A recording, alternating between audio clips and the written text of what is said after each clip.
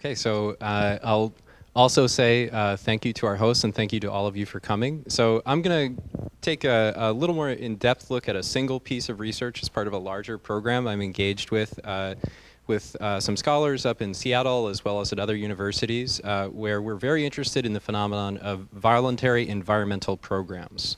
And so I'm going to present the results of a particular project where we looked at the EPA's 3350 program and what the effects of that were. Okay. So I realize now there's no way you're ever going to read that entire bio.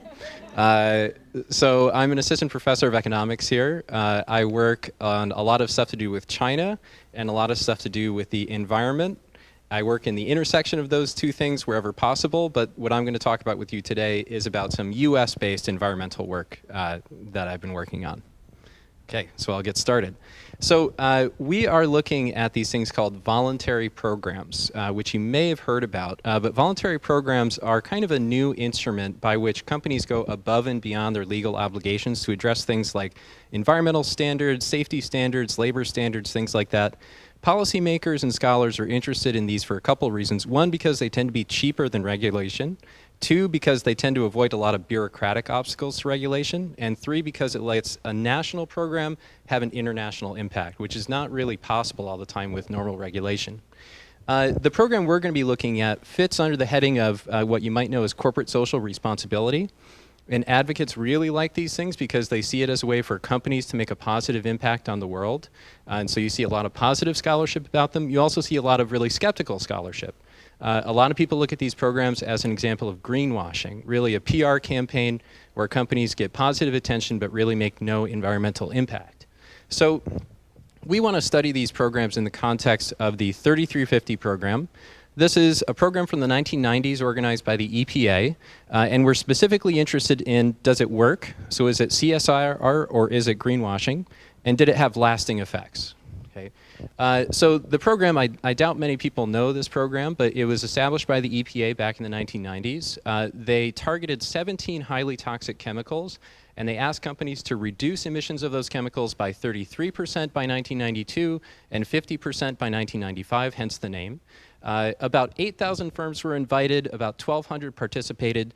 The EPA basically said, cut these emissions however you would like, and then they looked at the result in 1995 and declared it a success. And if we just look at the raw data, we can understand that. So the top line here is looking at emissions of participants, and we can see clearly it's come down. But at the bottom, we're looking at non-participants, so we can see that emissions were coming down for everybody at this time. So we want to know, was this really caused by 3350, or is this an example of what economists call the endogeneity problem? The idea that we want to know if X causes Y, but really both X and Y might be related to some unobserved factor I just call U here. So it's really hard to tell. Are we looking at the effect of maybe green managers, or are we looking at the effect of the program? The way we do this is with what's called an instrument, which is something unrelated to U that can predict X, and then we can use predicted values to predict Y. So that's about as far as I want to get into the technical details. I'm happy to talk about you with that more, but this has been studied in the past. The reports have been more on the CSR side, so showing positive effects that program participation did reduce emissions and also increase adoption of pollution prevention techniques. But we really need to look closely at the instrument. Okay? The instrument that they chose was an indicator for whether or not these companies had been one of the first to be invited to the program. And a claim was made at some point in the literature that these first invitees were chosen not because of their pollution record, but because they were among the top firms in Fortune magazine. So they were just big and important and famous. It turns out that claim is false. And so because that claim is false, all these previous results are kind of suspect. Okay, so that's what brought us into this. We wanted to see if we use a different instrument, one that maybe is less suspect, what do the results look like? And so what we do is we make this calculation looking at kind of peer pressure. So how many of your peers participated in this program? Did that induce you to also participate in this program? Okay, so once we have that, we can use predicted values of participation to see what were the effect on emissions of targeted chemicals as well as non-targeted chemicals. We look at raw as well as toxicity weighted quantities and the effects during the program as well as after the program. And so here's a big table that I'll just give you the highlights of. Basically, the instrument performs well. It's a strong predictor of participation in the program. It seems unrelated to these U factors, so it seems like we're getting clean identification of the causal effect. And it also appears that there is no causal effect, that in fact there is no difference between participants and non-participants in terms of their raw emissions. So this is kind of interesting in itself, but we also wanted to look at what happened if we considered toxicity. And when we do that, interestingly, we do find some effects, okay, that during and after the program, for targeted and non-targeted chemicals, participants reduce the toxicity of their emissions, but not the total quantity of their emissions.